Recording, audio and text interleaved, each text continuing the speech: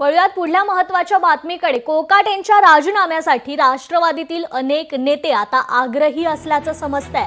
कोकाट यांच्या जागी आपली वर्णी लागावी यासाठी अनेक जण इच्छुक असल्याची माहिती सूत्रांकडून प्राप्त होतीये। कोकाट यांच्या राजीनाम्यासाठी एनसीपी नेते आग्रही असल्याचं समजतंय। कोकाट यांच्या जागी वर्णी लागण्यास अनेक जण इच्छुक असल्याची ही सूत्रांची माहिती आहे। तर राष्ट्रवादीचे अनेक आमदार कृषी मंत्री पदासाठी आता इच्छुक असल्याचं सूत्रांकडून समजतंय।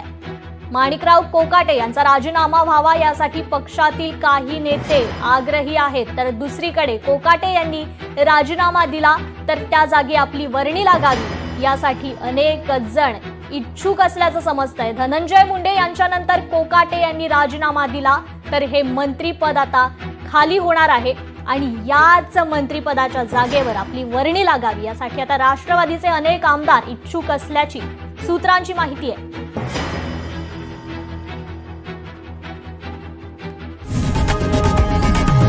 लोकशाही मराठी ऐका, पहा, जागरूक रहा।